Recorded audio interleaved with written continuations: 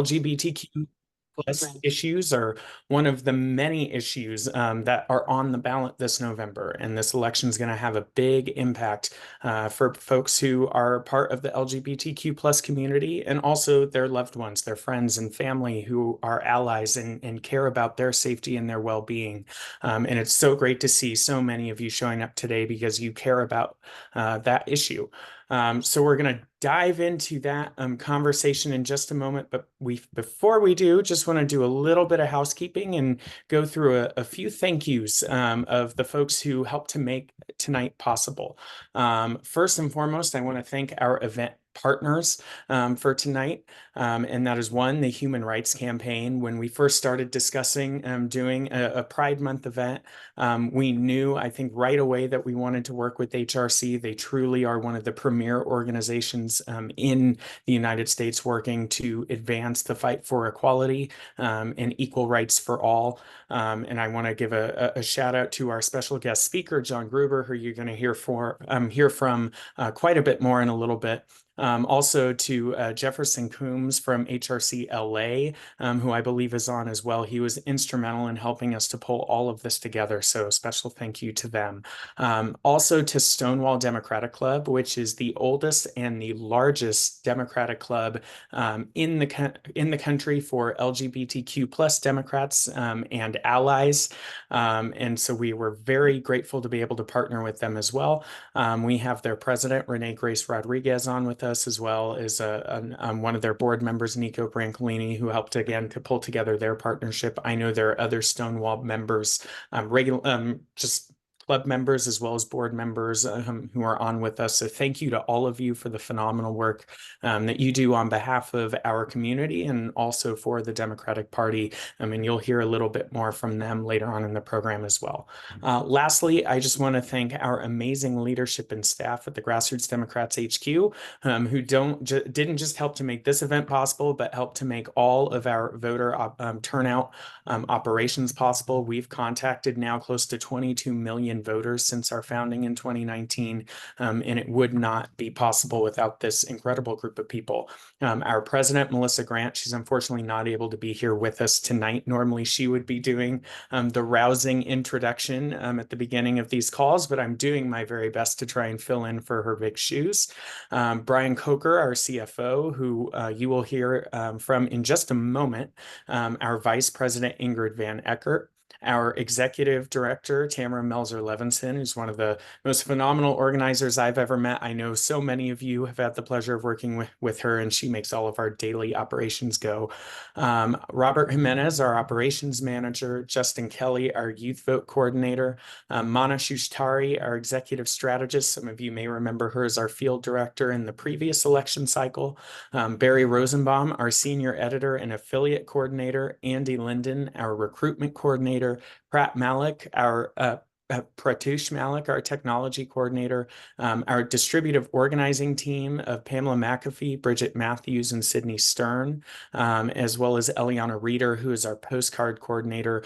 We also have dozens of super volunteers and volunteer fellows who are high school and college students who do so much work every day to keep our operations going. So a big, big, big thank you to all of them for all of the amazing work they do on behalf of our country and the Democratic Party.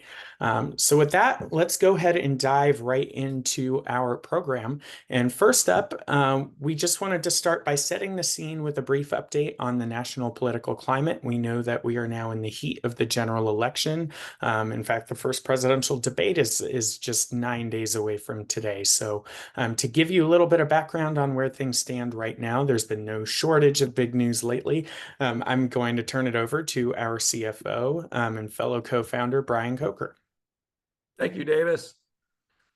So I'm just going to briefly go over the national polling picture and also give you a sense of where the Senate seems to be going for November. So, this is a time that try everyone's souls. If you've been following the polling at all, you know that it's a bit nerve-wracking. And the latest polls, I think, haven't changed a terribly huge amount.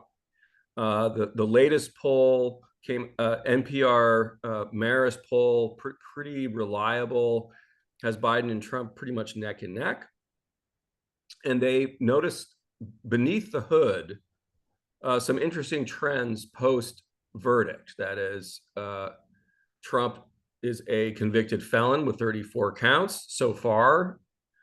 And so what has that done? What the pollsters have noticed, that Biden has improved his numbers among non-white voters and with independents. Trump, for reasons that no one can understand, is actually now doing better with white voters. Not exactly great showing for that demographic. So in terms of top issues for those that they polled, inflation still number one, followed very closely by democracy. That's a good sign. Immigration, 18%, and then abortion and healthcare tied at about 8% each.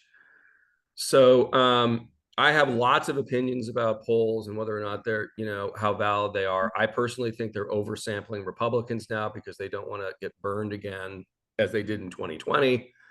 But there you have it. So let's go to the Senate. The next slide. Okay. The Senate picture looks quite a bit rosier for Democrats. Interestingly enough, most Democrats running for re-election in swing states, these are blue senators, are running significantly ahead of Biden. So you have, they're also lucky in that most of them have drawn pretty weak opponents. So if you want to start with Tammy Baldwin in Wisconsin, she's, up by 8, 9 against a very weak candidate named Hovde, who actually lives here in Southern California, was photographed recently on the beach and, has won a business award down in the Hermosa Beach area. So, I don't think she's going to have a lot of problems beating him. Bob Casey's holding strong against, interestingly enough, this guy McCormick also doesn't live in Pennsylvania. He's actually from Connecticut. I don't know why Republicans can't run people from their own state, but they're not. So he's leading, and Ruben Gallego who's running in Arizona for the open seat that Kyrsten Sinema, who theoretically was a Democrat, has left. He's running against 3-time loser Carrie Lake. That's never a good thing. The electorate does not like to elect people who've already lost several times. Going to Michigan, you have Alyssa Slotkin that's basically wrapped up the Democratic nomination, is in a dogfight with probably the strongest non-incumbent Republican in the race. This guy is a House member, considered fairly moderate. I think Michigan's going to be all the marbles for both president and for Senate. And I think, this is not going to be a cakewalk for Alyssa Slotkin. So I've been watching Michigan very carefully. Jackie Rosen in Nevada. I can finally pronounce the name of that state correctly. If I grew up on the East Coast, I always called it Nevada. It's Nevada. Anyway, Jackie Rosen's polling very well against a political neophyte named Brown. Sherrod Brown in Ohio, even though Ohio is still reliably red, his polling has been incredibly strong. I've listened to him talk. He's very confident he's going to win this race. And once again, he drew a MAGA business guy with no state governing experience. So feeling pretty good there. Have not seen updated polling on Montana. Tester is going to be in a dogfight in this, R plus 18 state in Montana. I think that's one that we're all watching very carefully. And I'm pleased to see in Maryland with Ben Cardin's open seat, that Allison Brooks appears to be, as people get to know her, they're realizing, hey, she's a Democrat, and I don't want to vote for a Republican for Senate, even though Larry Hogan as governor was quite popular. Texas is Texas. Your cats look identical. Sorry. Sorry. So anyway, In Texas, Colin Allred is an absolutely fantastic candidate. Met him in person. You leave feeling like a true believer when you talk to him. I have not seen, there's just very little polling coming out of Texas. Ted Cruz is amazingly unpopular, but it is Texas. So the other thing that's become, Florida just got real interesting. So Mercosal Powell was behind in the polls to Rick Scott, who's another unbelievably unpopular incumbent. She was behind by 15 points, by 17 points. A poll just came out 3 days ago that has her down 2. Rick Scott is so unpopular that it is, I don't know, maybe Florida's becoming interesting again. Don't know. West Virginia is no longer interesting. The nominal Democrat Joe Manchin is gone. A very popular Republican governor, Jim Justice, is running and currently leading the polls by 35 points. So West Virginia, sorry to say, is going to go red, which means we have no margin of error. Okay, so that is the business of polling. Now I'm going to introduce our special guest, John Gruber, who is the Director of National Campaigns for the Human Rights Campaign. So this is an amazing advocacy organization for LGBTQ plus rights. I think anybody who knows anything about this area knows how much HRC has done at pretty much every level. So without further ado, I'm going to turn it over to our special guest. Welcome, John Gruber, and thanks for coming. Hey there, everybody. Good to be with you. I'm going to share my screen because I made y'all a fun little PowerPoint. Happy Pride. All right, can folks see my screen? Can I get like a thumbs up? Yes. Yes, sir. Zoom loves shenanigans, so I always like to check. So as they said, my name is John Gruber. I'm the Director of National Campaigns. I use the he, him series of pronouns, and I work for the Human Rights Campaign. So quickly, and thank you so much. Oh man, hold on. Oh, here we go. All right, so about the Human Rights Campaign. So HRC, as was said, HRC is a national organization. So I always like to say we're headquartered in Washington, D.C., but we are everywhere throughout the country. And so our focus is legislation, lobbying, and electoral work, right? So that happens at the federal and state levels. So we do things in Congress like lobby for the Equality Act, right? We are obviously going to talk about our work to re-elect President Biden and Kamala Harris, or Vice President Harris. But we also do stuff at the state level too, right? So we're fighting back against all of these anti-LGBTQ bills that we're seeing across the country. And HRC also has a C3 arm. So that's a public education, outreach, research. There are so many ways that HRC interacts with the community, is actually really great. So, you may, if you're involved in your local LGBTQ, nonprofit center, you may have interacted with our C3, or you may have done some volunteer work for some of our endorsed candidates before.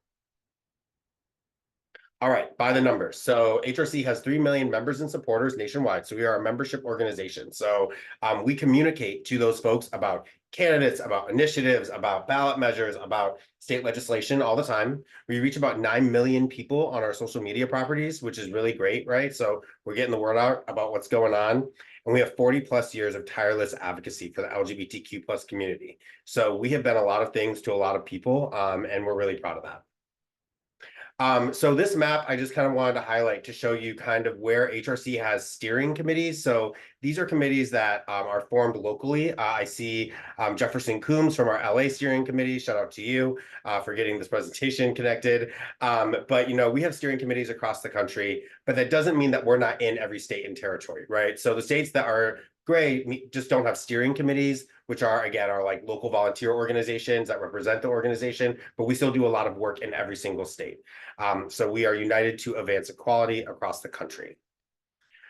So before I get started tonight and kind of like our theory of the election, the case, I kind of want to talk a little about where we are. Set the table, it's Pride. So it's a time when the LGBTQ community should be celebrating, but we know that our community is under attack. So in 2023, HRC actually declared a state of emergency for LGBTQ plus people because of the attacks that were being lobbed against our community at every level, right? Even in blue states, we see attacks against our community, right? Whether it's Huntington Beach in California, banning pride flags, whether it's forced outing policies in more conservative areas of blue states, whether it's anti-trans legislation being introduced across the country. So in 2024, we are fighting back against anti-LGBTQ plus legislation in state capitals across the country, and it's working. So I'm going to kind of show that to you and then talk about the progress that we need to make. So the fight for LGBTQ plus rights in the states. So there's a lot here because I got kind of fun with the data, and we also have a really cool visualization tool. So I encourage you, take out your phone, take a picture of it. You can see what's going on in your state, in your area, and the bills that we're tracking there. But basically, we know that the LGBTQ plus community, particularly under the Trump administration, has become a political football. Right. So MAGA and their friends think that what they're able to do is demonize and sexualize LGBTQ plus people, right? So dehumanize us, right? And take us to our basic identities and other us, and then be able to justify discrimination based on religious belief and isolate, alienate, and terrify us basically out of public life back into the closet. That is their goal. We know that. But here's the thing. A lot of the things that they're perpetuating are based on bogus science, right? So they had a run. So in 2023, it shattered we shattered records for the number of anti-LGBTQ plus legislation that was introduced in state capitals, and 86 anti-trans bills were enacted into law. But during the 2024 legislative session, the anti-LGBTQ plus agenda is somewhat faltering. We're seeing politicians realize that, one, they can't run and win on this, right? So they're like, hey, my constituents actually don't really want to police where someone goes to the bathroom. Hey, my constituents aren't really interested in regulating another person's healthcare, right? So we're seeing that people in government are saying, you know what, I'm going to stay away from this issue. I get a lot of backlash whenever I talk about it. I'd rather not attack the LGBTQ plus community. Obviously, we are still seeing a number of attacks, right? So we had more than 180 bills filed in state legislatures across the country, and 34 passed into law. But again, that is progress, right? So us fighting back, us mobilizing, us showing up when we go to, whether it's lobby days, whether it's we're, talking to our elected officials, doing some accountability work, is all working, right? So we know that we can fight back and we can win if we continue our efforts. So we have kind of created this. I'm muted. I hope I'm muting. We've created this phrase that goes.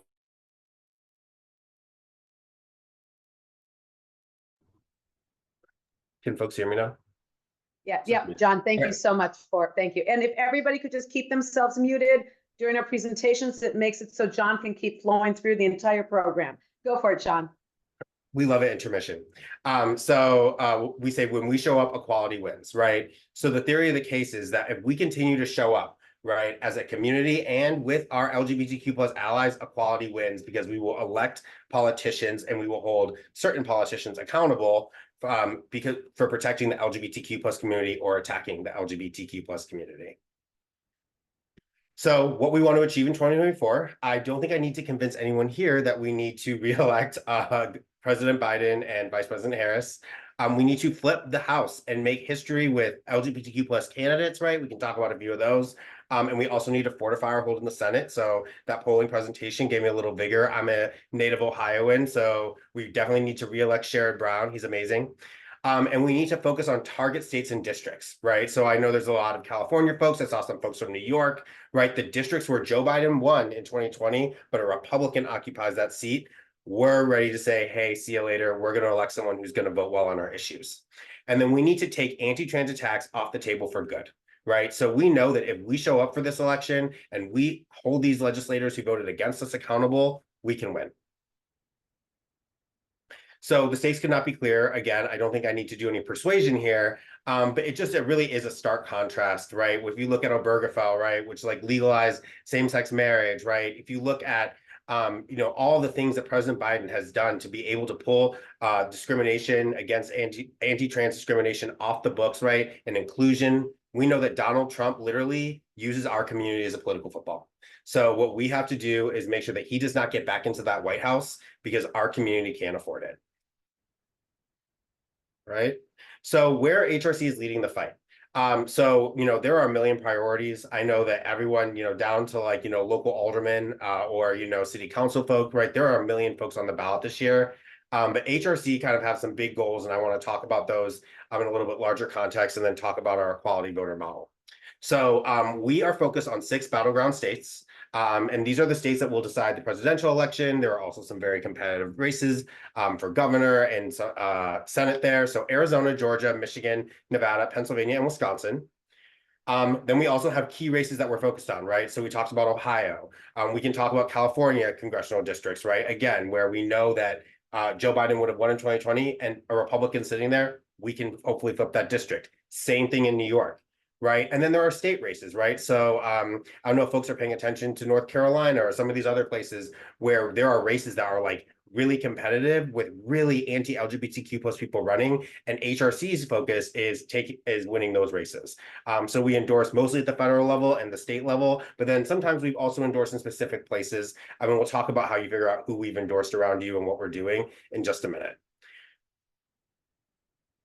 So I wanted to talk quickly about the prioritization of congressional races, because this is like a really cool opportunity to make a history. So we have Sarah McBride, so that she would be the first trans person elected to Congress, which is like really exciting. And she's from Delaware. So her primary is coming up, and then the general. So HRC has her full support. She's amazing. Julie Johnson in Texas, another history-making candidate. Mondaire Jones in New York. Will Rollins in California, right? We have the opportunity to elect our community to Congress, and representation matters. We know that, but like electing these folks and like really showing up for them, again, that's how we win. That's how we continue the trend of fighting back. So who can HRC reach out to impact the election? I'm so glad you asked. The 75 million equality voters, including 20 million LGBTQ plus voters. So I want to talk quickly about equality voters. It's been a term that I think, has been used for a while, and it's a really cool voter profile, right? So what we do is we profile voters for whom LGBTQ plus issues are something that they're going to vote on. So when they're deciding who to vote for, or they're walking into that ballot box, they're voting because of where the candidate stands on the issues or where the initiative stands on the issues, right? So these are the folks that like really power our power, right? These are the people that we turn them out to vote. We know they're going to vote with us, and we know that they're our allies, they're members of our community, right? So HRC's focus is turning these folks out. A lot of these folks tend to skew a little bit younger. They're more often people of color, right? And we know, slide, that our voice is only growing, right? So in 2016, we had about 52 million. In 2024, it'll be 75 million people that identify with our issue, that support us, and that we need to turn out. Right. So these numbers are growing. Our power is growing. But I think it's like, what is it, Spider-Man, where it's like with great power comes great responsibility. Right. It's our responsibility to turn these people out through grassroots engagement. Right. Like the ones that we're doing tonight. I know the voter contact events that you all do turn out many of these folks. So we also know that this is a tough election year. I wish it was, a cakewalk, but it's not. And we know that motivation is lagging for some equality voters. Right. So we know voters under 30, right? We need to do an extra push with them.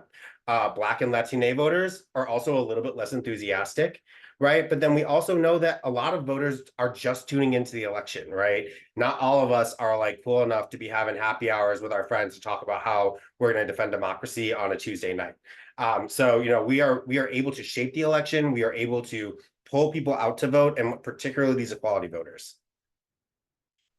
So putting plans into action with voter contact events. So HRC, like I said, we are a national organization, right? And we work to turn out equality voters at every level in a lot of different races. But I always like to pick on myself because I live in Chicago. And so in Chicago, we don't have a really big priority race that's going to be happening in November. But we do know that Tammy Baldwin has a very high priority race that's happening in Wisconsin, right? So we are doing virtual phone banks in Chicago into Wisconsin. Right, you can phone bank from Ohio into California if you can't make it a phone bank for Sherrod Brown, right? So what HRC's done is we use our Mobilize platform to basically connect you with what's happening locally, but then also what's happening in other races that you will probably care about if you are interested in volunteering with HRC locally. So I love a QR code, in case you can't tell. This is a QR code that allows you to obviously sign up with HRC's Mobilize and engage with our work across the country, wherever you might be. I would also encourage you, and I will drop the link in the chat once my screen stops sharing. So you can sign up for HRC, right? And you can say, hey, I'm interested in volunteering in California. We will be able to get you slotted into a California phone bank. So if you live in a community where we have a steering committee, local volunteers will reach out to you. If you live in a community where we don't have a steering committee, you will still get texts and all types of alerts from us about what's going on with the election. And with that, I will turn it back to the host. Well, thank you so much, John, and I hope you have a few minutes to hang around for some Sure do. questions. And I want to go ahead and remind folks that if they have questions for John, they can go ahead and put them in the chat, and our team's going to be looking out for those. In the meantime, I have a couple just to help get the conversation started. We're always training folks on the best ways to engage with voters, because obviously the most effective way that we can turn out voters who wouldn't have voted otherwise, or maybe they're on the fence about what candidate to support, is tell them about our personal story. Why are we volunteering? And so I wonder, is of the many ways that the Republican Party has launched these unprecedented attacks in recent years legislatively on the LGBTQ plus community, are there certain issues among all of those attacks that you believe, or you have found through HRC's work, are particularly salient with voters? Yeah, I think it's interesting because the Republicans, they are not original, right? Like, they can't have a good original idea to save their lives. So what do? They recycle the playbook that they used in the 1990s and 1980s to stigmatize our community. But what they do is they erase gay and they put in trans, right? So what they try and do is they try to say, you don't know a trans person, trans kids aren't real, all of this other stuff, right? They try, like I said, they try to other people through dehumanizing them, right? So what they've done, unfortunately, well, and they did very well in 2023, and HRC and our allies are pushing back, is they've made a play out of gender affirming care, right? They have lied about what gender affirming care is. And the majority of the American public, right, because they're not really engaged on the issue, sometimes believes them, right? But when they are given the facts, they're like, absolutely not. I don't want people legislating healthcare, right? And we can also kind of see that in what's going on with abortion. It's a little bit mirrored, where when you see like a person's right to choose being taken away, people realize, oh, that's like a personal healthcare decision. I don't want to have government involved in that. It's the same thing with gender affirming care. So the more people understand it, the more they're with us. And again, part of that is reflected in those improving stats that you saw from 2023 to 2024. Okay, thank you. I'm going to turn to a couple of questions that we saw in the chat. And one of those is, and we'll be talking a little bit about this more a little later too on our side, but have you found that LGBTQ plus issues are useful issues to turn to help try and turn out disaffected young voters? Yeah, I think that, one of the things that we've seen is that with the extremely, I would say, I don't know, there's like so far right, it's like not even funny, Supreme Court. People, when you start talking about that they could legislate not only on a person's right to choose, but also LGBTQ plus issues, that kind of snaps them a little bit. And they're like, wow, there's a lot at stake at this election. It's also talking about the choice we have, right? And that choice could not be clearer for LGBTQ plus people.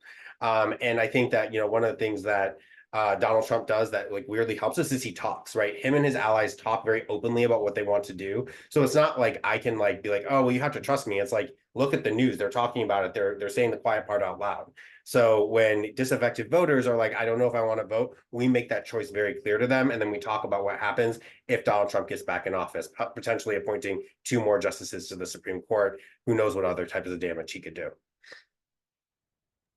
While we're just on the issue of the Supreme Court, do you have any insight into, because I know that ever since the Dobbs decision 2 years ago, I believe it was Justice Thomas in his addition to the majority opinion alluded to potentially wanting to come after gay marriage next, and that's something that a lot of folks have been worried about ever since that decision came out.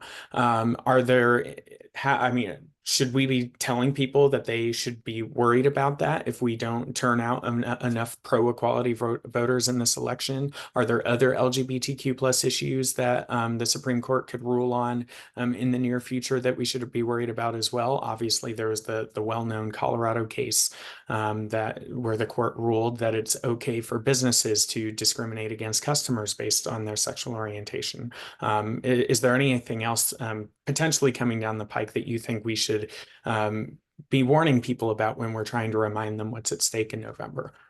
Yeah, I mean, I think it's interesting because like I've been organizing for 10 years and for a long time, we thought Roe v. Wade was safe, right? So there's nothing the Supreme Court won't do, right? And you know, if you look at any president, their second term, they're a little bit more emboldened. I think Donald Trump would take that term and like go much farther with it, right? So we don't know what he's willing to do, but we do know what his rhetoric is. And his rhetoric is attacking the LGBTQ plus community to get him and his allies in power and using us and our identities and our very real lived experiences as a wedge and a way to divide America. And so I think, you know, there's no telling what he would be willing to do. And I hope we don't have to find out. And so I think, you know, the onus is on us to talk to voters about what's at stake. And really kind of snap them into gear as the election gets closer into focus. I know there's a debate on the 27th, but again, a lot of people aren't necessarily paying attention, and the ones that are, they're kind of informed off TikTok or whatever meme is like happening, right? But they're not necessarily focused on the election. So when we make the stakes clear to them, hopefully they show up.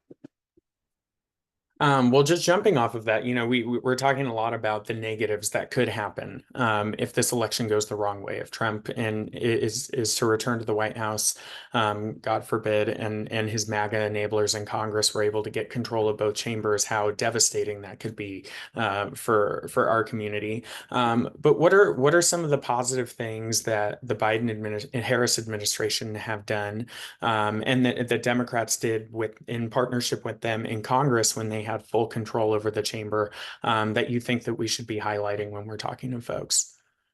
I think the first thing, right, is that Joe Biden has stood with trans families and the LGBTQ plus community, right? Like, if you remember back in, I think it was like 2012, like he came out and he was with us. And that he was one of the first major politicians in elected office to do that in a really public way, right? So he's had a track record of being with us. He's also done things like to make things more fair for the trans community, including standing up for LGBTQ plus students, and you know, making sure that trans people are able to be themselves in public places to the best of his ability, right? Obviously, he's the executive, not the legislature, so we need to retake both houses to get the Equality Act passed, which would protect trans folks a lot better, and that is a HRC priority. I will also say, and I think that this will speak to some of the Politico junkies on this call, right? It's not just about when we flip the House and Senate, right? I mean, yes, that's very important, but we can also flip state legislatures, right? So I want to highlight Michigan. So we actually worked very, very hard over 7 years in Michigan. HRC invested in the state. We turned out volunteers election after election after election, because we wanted to expand the Elliott Larson Civil Rights Act to include LGBTQ plus people, right? So we flipped the houses of the legislature, got a pro-equality governor, and we were able to get that passed into law, right? In Arizona, we are only 2 seats away from flipping both houses of the legislature, which will give us a trifecta in government and be able to protect LGBTQ plus people in a state where they've been recently under attack under previous administrations, right? So it's the federal stuff, obviously passing the Equality Act, but then also it's really going into the states and doing the work that we need to do by flipping chambers and showing up for state legislative stuff.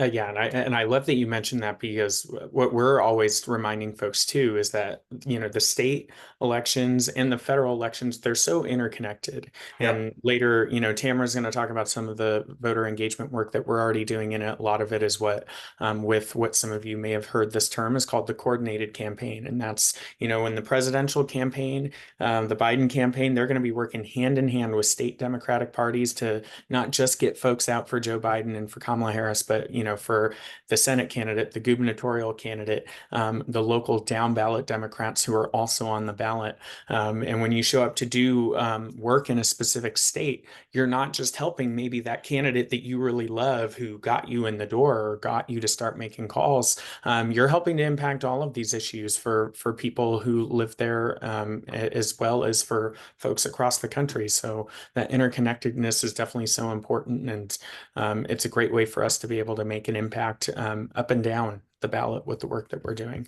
Yeah, for sure. If I can say something really quick that illuminates your point, right? Let's talk about California and New York, right? We need people to show up to vote for Joe Biden. Yes, 100%. But we also need them to vote the entire ticket, right? So in California, like I'll talk about Will Rollins, he's in a race against a person who was elected to Congress, Ken Calvert, through attacking and outing LGBTQ plus candidates, and Mark Takano in his first race, right? Like he's a known homophobe. He's a really awful member of Congress for like a lot of reasons, right? But we need people to say, I'm gonna vote for Joe Biden, and then I'm gonna go vote all the way down for Will Rollins, right? Same thing in New York. So, I mean, again, the importance of people voting the entire ticket, and then also looking at what's at risk in their state, right? So in California, we have an initiative to repeal Prop 8. In New York, we have another initiative where we're actually supporting around more civil rights for everybody. So again, it's just making sure that people vote the entire ticket, and like we are educating voters and really activating them is really our charge here. And I love the shout out to Will Rollins. I'm zooming in from that district personally. That's where my family is from, that area. Ken Calvert has been my congressman for different stretches of my life at various points. And yeah, I can tell you he is quite literally one of the most anti-LGBTQ members of Congress today. And there are quite a few of them who are in Congress right now on the Republican side. I think we have time for one more question here. And then before we let you go, I do want us to all take a big group picture that we can put on our social media just to show how we all came together in solidarity tonight. But that question is, does HRC have data or insight on what other issues, in addition to just LGBTQ rights, might be particularly important to equality voters? Obviously, we know that issues like cost of living, access to healthcare, gun violence, these are all issues that there's plenty of research out there that shows that those issues disproportionately impact members of the LGBTQ plus community. So I'm curious if the data that you have on these folks kind of backs that up, and if those are also great ways to mobilize those voters. Yeah, absolutely. Absolutely. I was looking at a poll that I think it was covered on Politico, right? That like young people are very focused on gun violence. It's a huge motivator for them, right? Well, those same young people, when they look at who's done something on gun violence, that would be President Joe Biden. Who is like in the NRA's pocket? That's Donald Trump. Right. But at the same time, I mean, the dichotomy of people who love the NRA and do not like the LGBTQ plus people, I should say Venn diagram, and who do not like the LGBTQ plus community, it's pretty overlapping. Right. So we know that we are trying to also mobilize, conversely, the same group of people, right? Young people, people who are like, maybe this is their second election. Maybe they haven't voted for president before because they just turned 18 in 2022, right? Doing the education and mobilization, I think, is really important in showing that all issues are interconnected.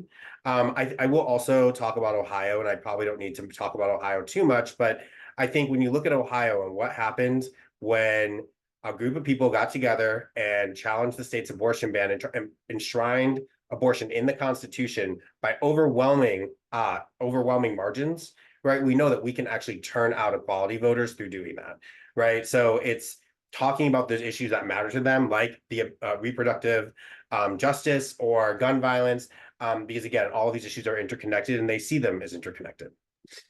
Yeah, I love that you mentioned Ohio, because here at the Grassroots STEM HQ, we actually spent a ton of time working on that constitutional amendment campaign in Ohio last year. And we did it not just because obviously we care so much about that issue and that needed to be enshrined in the state's constitution, but we knew it was laying the groundwork for the work we have to do this year to get Sherrod Brown reelected. And there are plenty of important House races in Ohio as well. So again, that interconnectedness, like we've been talking about is really so important.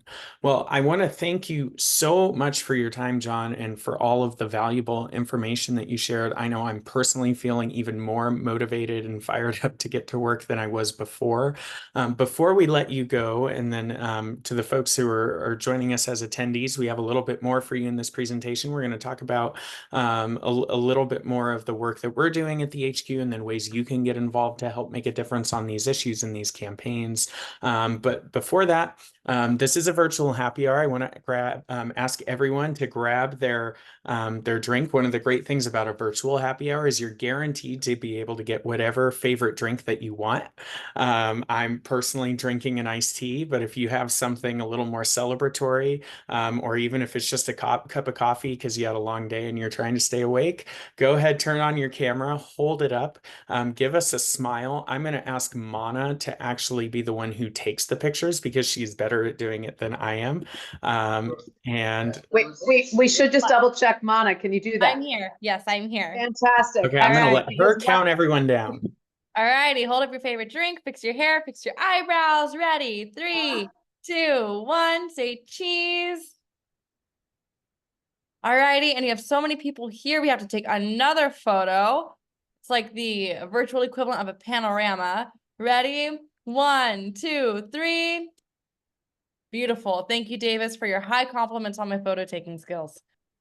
Thank you, Mana. Thank you so much again, John. Do you have a few last words that you want to say before we move to the next part of our program? Honestly, I want to say thank you. I know that you all have a reputation of like literally showing up and doing the work. And you know, people that actually show up and do the work, those are our people, right? Like those are the people that the LGBTQ plus community and all these other progressive issues, like you make it happen because you get these people elected. So we're excited to be in the fight with you and really appreciate you. Well, thank you. I could say the same to you. I know the GDHQ is very excited to be planning some joint voter turnout actions in partnership with HRC in the coming months, and we'll have more information on that to share soon. But thank you again, John. We so appreciate everything you do, and we've appreciated your time tonight.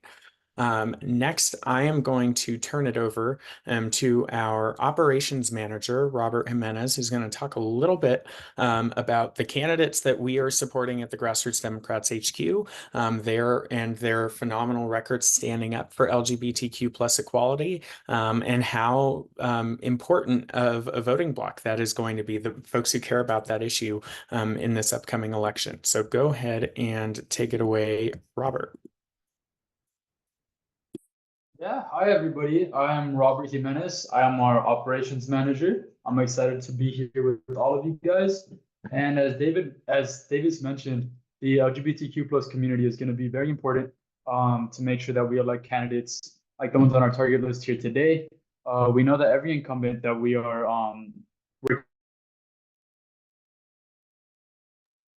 Oh, I think I may have accidentally muted him. My apologies.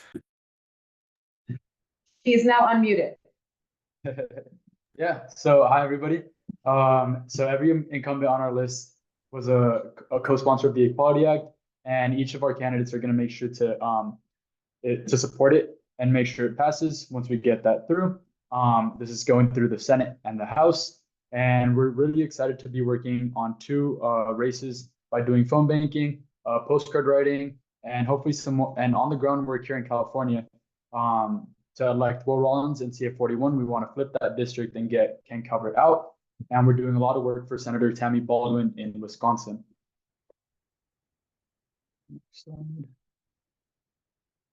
And then some recent polling has showed that LGBTQ plus voters are a lot more likely to vote for Democrats by an overwhelming amount, over 70%, over Republicans. And this is really important for us because we know that we're going to have to reach out to LGBTQ plus voters this election cycle to make sure that we win. And this is correct for both Senate and congressional races. So we're going to have to make sure that when we're doing this outreach, that we're partnering with amazing groups like Stonewall and HRC to make sure that we're reaching out to this critical voting bloc. And I would just add, look at those huge margins in those numbers. That right there could be the decisive margin of victory in these states that are going to decide who goes to the White House and who controls the Senate. So. Yeah, that is, I couldn't agree more. And to further emphasize this, I'm going to pass it over to Justin Kelly, our our youth vote coordinator and field manager, who can talk about how LGBTQ plus youth are really going to make a difference this election cycle. Amazing. Thank you, Robert. And thank you everybody for being here. I'm so excited to talk to you guys about the role that LGBTQ plus equality and rights is going to play in the youth organizing space this cycle. So as you can see, LGBTQ plus equality is a huge component of turning out young voters this election cycle. First of all, young voters are much more likely to identify as LGBTQ plus than older generations. So that means young people are much more likely to be directly impacted by the GOP's extremist and honestly appalling policies.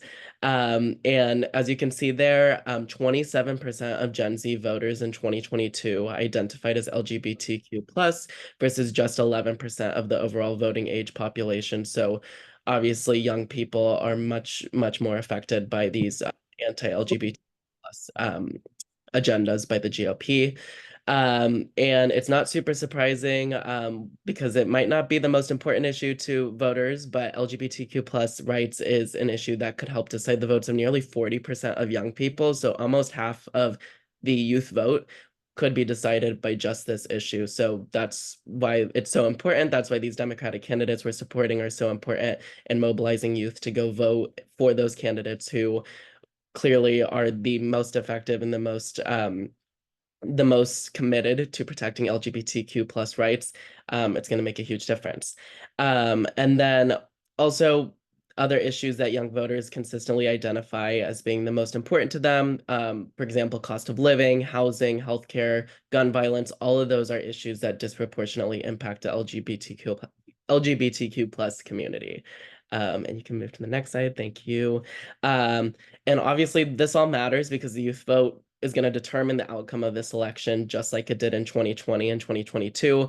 In 2020, there's absolutely no way that Joe Biden would have won if it weren't for a record number of young people turning out and supporting the Democratic ticket. And again, in 2022, young voters helped provide the decisive margin of victory in almost every swing state and swing district that Democrats won in, which definitely went against months of projections of a quote red wave for Republicans. So if we want to make sure we have a Democratic trifecta in 2024, we have to get the youth vote out. We have to contact every young voter and Gen Z voter that we can and make sure they go to the polls in November. So I'm going to tell you what the HQ is already doing to contact young Gen Z voters this cycle.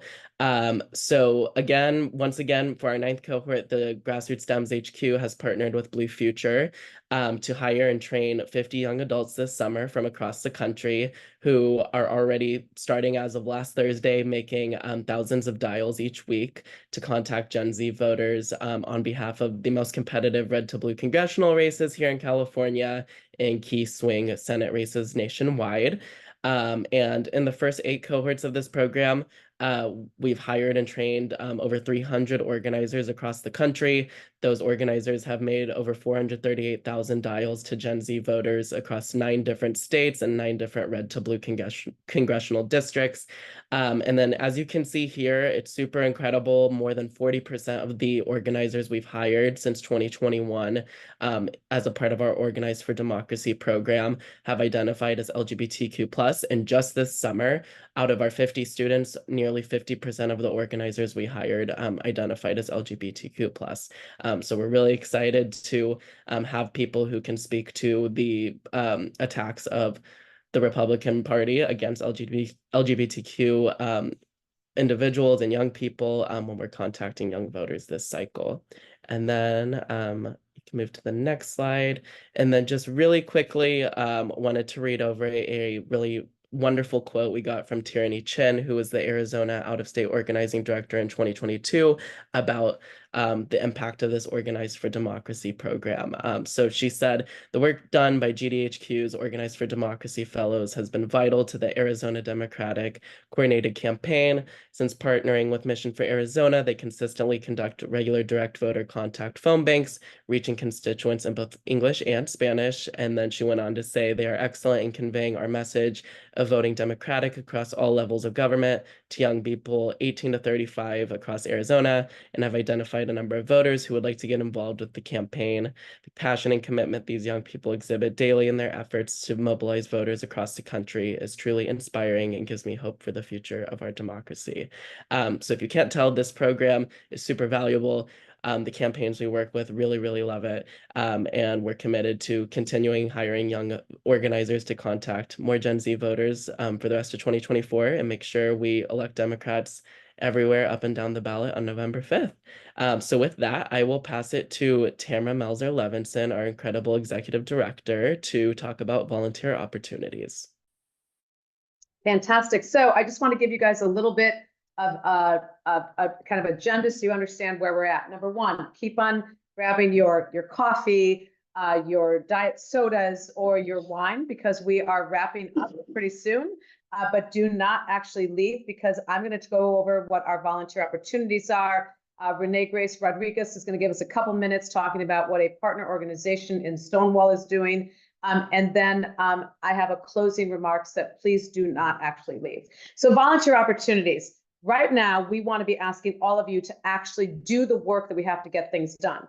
We will be making calls to re-elect President Biden. This is really exciting, everyone. About 20 minutes before this Zoom tonight, I was on the call with the Biden for President team, the BFP, and we will be opening up West Coast Zoom rooms that will be calling into Arizona and Nevada on behalf of the Biden for President. I have to be honest, we do not have it in the link tree yet, but stay tuned. Tomorrow, we will be putting into the link tree. I know we have a lot of people that are very excited. If you are excited about this, put it into in the Zoom chat. We want you to be joining and phone banking with us so we can re-elect President Biden and Vice President Kamala Harris. We are excited about this. I want to be honest, we already have, without even trying, 70 people signed up for the Thursday phone bank. We are excited for this partnership. Moving on to the next one. Making calls to be defending the Senate. The Grassroots Democrats HQ, as you heard, is here to be working on Congress, Senate, and President.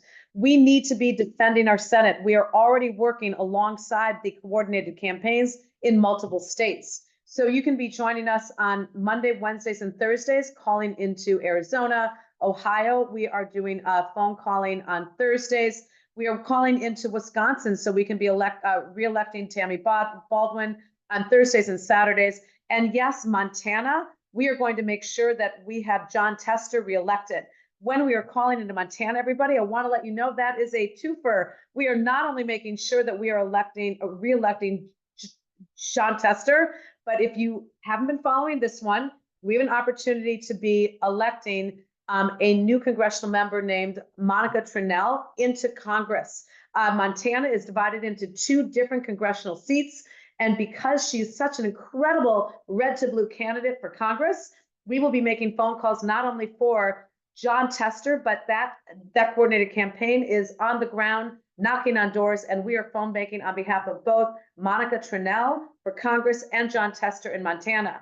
The next slide will be the House, flipping the House. We just talked about the fact that all the issues that we are talking about for the LGBTQ community, environment, women, housing, everything that we have is running right through the House, the Senate, and the presidential. What we know is, in order to flip the House, we have to go through California first. So the Grassroots Democrats HQ has been taking the lead we have over 100 partner organizations.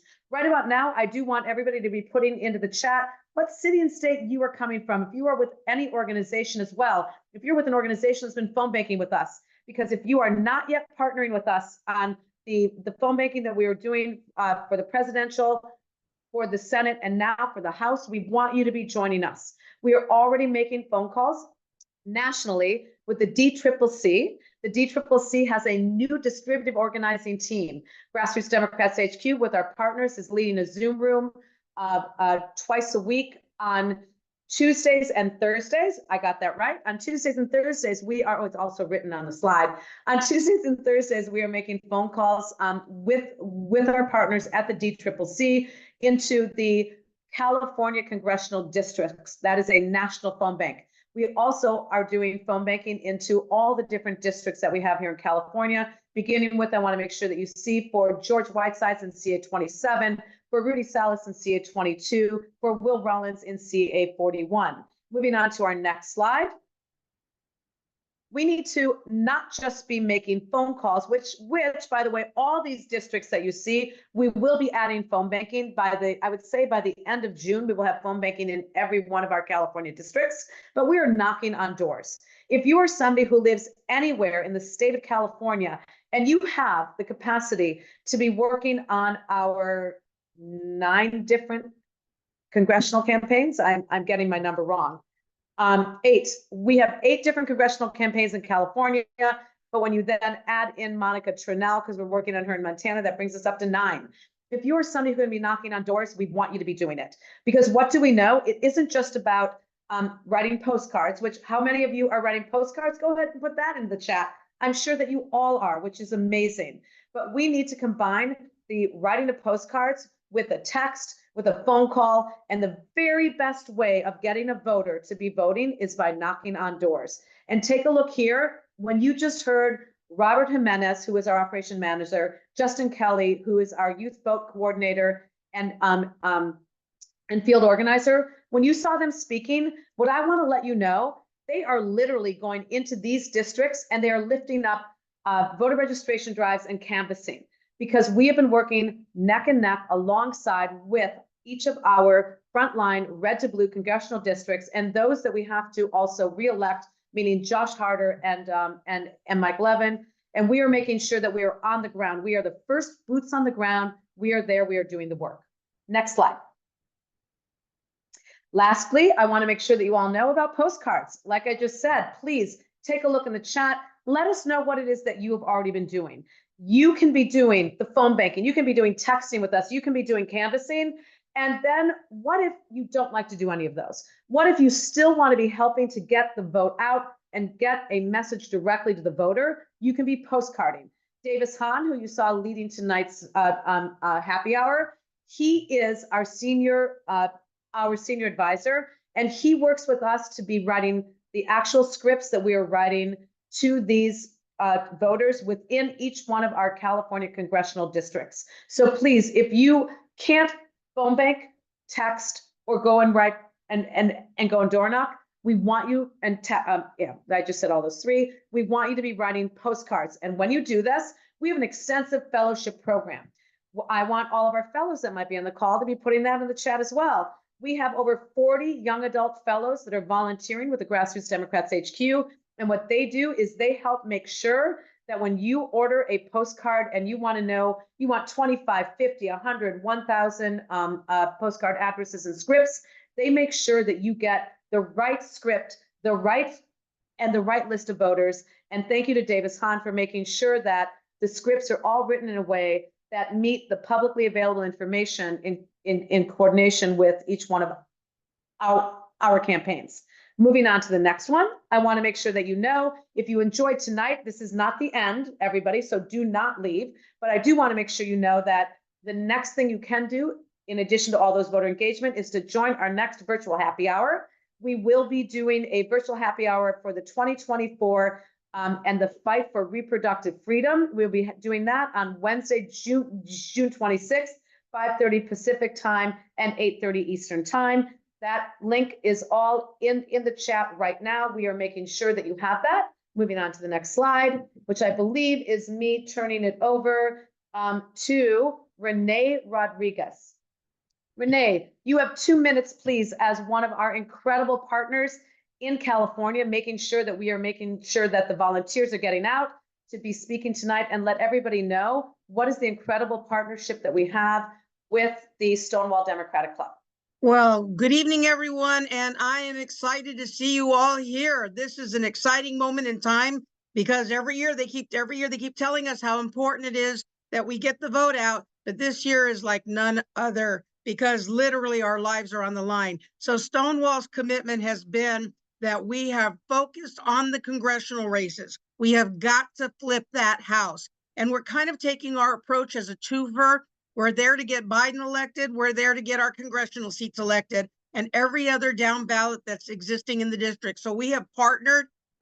Wednesday is hump day. Stonewall's taking on Wednesday, and every Wednesday we'll be in those phone banks helping out George Whitesides to get elected to CD 27. We also have a number of actions that we're taking, including going out for a wonderful week out to Palm Springs to help out Will Rollins.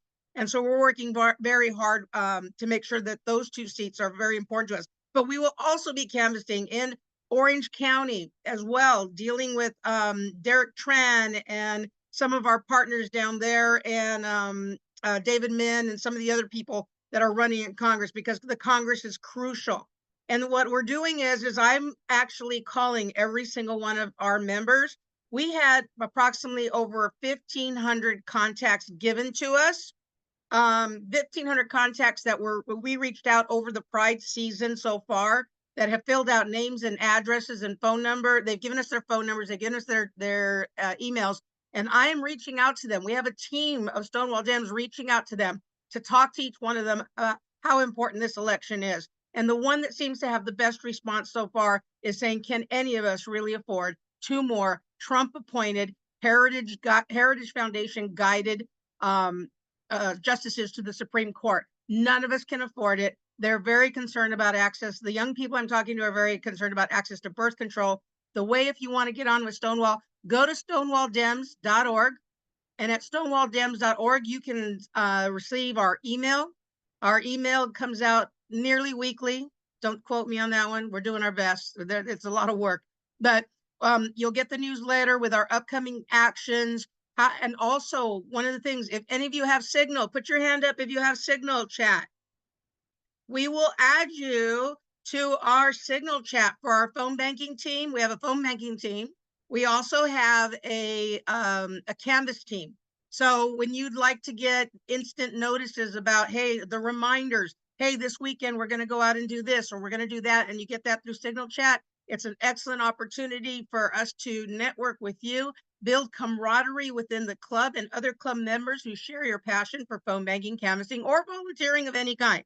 So go to Stonewall, sign up to get our newsletter. Our newsletter has all the instructions, and we'd love to see you there. We will be partnering, also going with Grassroots Dems HQ by going out to some of the key states, like dealing with Pennsylvania, Wisconsin, Michigan. I think some of those, there were three or four states that they're saying it's really going to come down to crucial in order to protect our lives.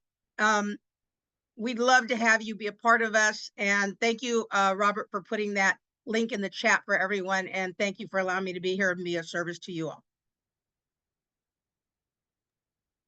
Fantastic. I cannot tell you that there is like no better amazing partner and example of what it means to work together than what we do with Stonewall Democratic Club. And when I got that re-knowledge tonight that it is the largest and oldest Democratic club in the United States, I'm not surprised by that, but the partnership has meant a great deal to me, and I really do appreciate it. I'm going to close out tonight, everybody, with a little bit here, okay? My name is Tamara Milter-Levinson. I'm the Executive Director of the Grassroots Democrats HQ. Yes, I am going to be asking you to expand your voter turnout and your action, but what I'm going to ask Davis, if you take that down, I'm just going to keep myself pinned so that you can see who I am. What I want to talk to you about tonight. The truth is, volunteerism as a whole, if you were working in 2018, which is when I woke up in 2016. How many of you are the class of 2016? You saw what happened in 2016, you got scared, and you got activated. I am an example of the class of the 2016. I changed my entire career. I changed everything that I do, and this is what I do. I have made some of my best friends, some of my best colleagues. I am so proud of what I do. But what I want to ask all of you is to commit to 2024. I've already talked about committing to volunteering, and we're going to put into the chat one more time opportunities for how you can be volunteering. And we want everybody here to sign up for at least 2 different actions. But what else am I going to ask you? I'm going to ask you to donate. You just heard some great things about what the Grassroots Democrats HQ does. The truth is, we are awesome. Why? Because you have an incredible team. It's not just the leadership of the people you see in the Zoom room tonight. which, by the way, let's just take a note of something. They were young, not gray hair like me. And when we talk about youth, youth are actually our future.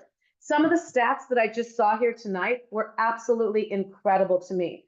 40% of the youth that identify as voting identify as LGBTQ+. That was something that was in there. Davis doesn't put something into the stats, into the materials unless it's right. In addition, what do we know? What is the Grassroots Democrats HQ doing? Grassroots Democrats HQ has the volunteer actions that you see us doing, canvassing, phone banking, texting, postcard writing, and doing events like this just to raise people up. We need to open up a physical location. Bottom line, what have we been doing since March of 2020? We moved into my backyard. You know where we are right now? We happen to be in my backyard and into my converted garage, because that's what we needed to do when we needed to activate. And we made 5.1 million phone calls in 2020 for the presidential campaign. We did that with the leadership that was working with heating lamps 10 feet apart in the backyard. That's how we led it with all of you as volunteers. Now we are continuing to operating here, but we will be moving into a physical site in August of this year. Why? Because we will have 100 people volunteering in person, and we will once again figure out how to do 5 million phone calls. That is my goal. Let's see if we get there for the Biden-Harris re-election campaign, because we are riding with Biden. But what else have we done? We've expanded the youth programming, because those young adults that you saw on this Zoom tonight are leaders within the HQ, and they have helped us to create a youth program. But that program costs us money. We have, under the leadership of Justin Kelly. Justin, just remind me, we did, just say in just a couple of seconds, and I'm gonna remove my spotlight so that you can be seen. Can you just remind us, what is the cohort that we are on? And can you please also let us know how many of those students, and percentage-wise, again, are part of the LGBTQ identified community? Because I think tonight that's important. And guys, it wasn't actually that we did that, like, it wasn't like we went searching, it happens naturally. Can you tell us a little bit about that? Definitely. So we're on our 9th cohort of the Organized for Democracy program. As you heard earlier, from that entire program, since it started in 2021, over 40% of our cohorts and organizers we've trained and hired have been from the LGBTQ+ community. And for this 9th cohort, which is our summer cohort, nearly 50% of the organizers we have hired come from the LGBTQ+ community. So like Tamara said, it's not like we went searching. That is just how the youth are represented. And that's why this is such an important issue for young voters and Gen Z voters in 2024. So I'm sorry for leaving you next to me when I'm making the pitch right now, but I'm going to, Justin. What we do is genuine. What we do is real. And I want to let you all know that. So if you care about the youth vote, you care about the LGBTQ issues that we just talked about tonight, and you care about the Grassroots Democrats HQ continuing in our existence, so we can bring in, right now, the summer cohort has 50 young adults in the program, but we will be bringing 75 on if I have anything to be saying about it, which I do, and which Brian Coker does, and Melissa Grant, and Ingrid Van Eckert, who is on our board. We will make this happen, but we need you to be donating. And we are literally fighting for the rights that we talked about tonight. And what else are we doing? We are actually bringing to the moment the community that you care about. So what am I going to tell you? I have a donor that is a $5,000 donor. And that person lives on the East Coast. Not going to name them because they want to remain anonymous. But when I get to $5,000 in donations, that person is going to trigger themselves to make a $5,000 donation. I don't think tonight I'm going to get to 5,000. Who knows? I could. One of you might give $1,000. But I am motivated by everything that I just heard HRC talk about. I'm motivated when I saw Davis Hahn's slides that he presented that talked about this community and what we're doing. I'm personally going to donate $100 off the bat, which is going to turn into a $200 donation because of that match. I'm going to ask each of you, because I don't want to keep you much longer, to start putting into the chat And we are going to be making sure that we are going to get as much money tonight as we possibly can. So the Grassroots Democrats HQ, which I will be very honest with you, the last 2 quarters. Now, when you think about that, a quarter is 3 months of a year. Am I right about that? We have 3 months, 3 months, 3 months. So the last quarter, we always talk about quarters when we're talking about fundraising. We were in the hole in the quarter of the end of 2023. We were in the hole in the quarter at the beginning of 2024. This should be the time when we are raising more money than we are spending. But our board brought on the youth for each one of these cohorts. We are paying them the training program, and then they make phone calls to voters between 18 and 29. We have expanded the number of young adults that are in our targeted districts that are getting paid in order to be going. They're getting trained and paid to go and knock on doors. We have to pay the staff. We have to pay the operations, and we really have to open up a site starting in August. So please start putting in the chat who will raise their hand virtually, who will put into the chat. You can either match my $100 or you can simply say, I'm going to be donating. Mana, I know, because she does this all the time, is literally looking at this link in the background. And if you're willing to donate, we want you to do that. We deeply appreciate you. Help me to get to $5,000 as soon as possible so that donor can make that matching grant. And when we're done with that matching grant, I will find the next person who will give us another matching grant of $5,000. I truly appreciate you. I appreciate everyone in this Zoom. You have volunteered, you have donated, you have participated. 2024 is not a spectator sport. 2024 is an action sport. I'm going to turn it back to Davis and to Brian to close it out. I thank all of you for being here, and I look forward to working with you for the next 6 months so that in November, we do not say, I wish I could have done more. Thank you. Thank you so much, Tamara, and thank you to everyone who presented tonight, and thank you to everyone who signed up and joined us tonight. Give yourselves a pat on the back. As someone who's a member of the LGBT plus community myself, whether you are as well, or if you just consider yourself an ally, it means a ton to see people showing up and standing with us, especially during Pride Month. But I know for all of you, it's not just during Pride Month, because the work that you're going to continue doing between now and Election Day is so important for all of us, but especially so for this community that unfortunately is under attack in a lot of places that it shouldn't be in the year 2024. So this does bring us to the end of our formal program for the evening, but we're going to leave the Zoom room open for a little while. The Grassroots Dem HQ leadership and staff is going to stay on here.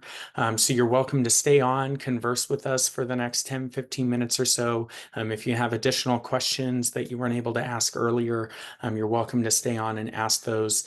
But for those of you who have to get going, I hope we will see you next week, 8 days from now, at our next virtual happy hour. That happy hour will be the day after the 2-year anniversary of the Supreme Court's awful Dobbs decision. That is why we are doing that happy hour next week. It'll be another great conversation with an expert on reproductive rights and reproductive policy in America. So it should be another great event to help get us motivated, because now is the time to re-engage and get involved. So thank you so much again, everyone. And we're going to leave the room open for anyone who wants to stay on and chat. So at this point, again, Davis, you did a fabulous job of putting this together. We're just going to ask people to start raising their hands. We're happy to take question and answers. We're also going to stop the recording because there's no reason for a question and answer.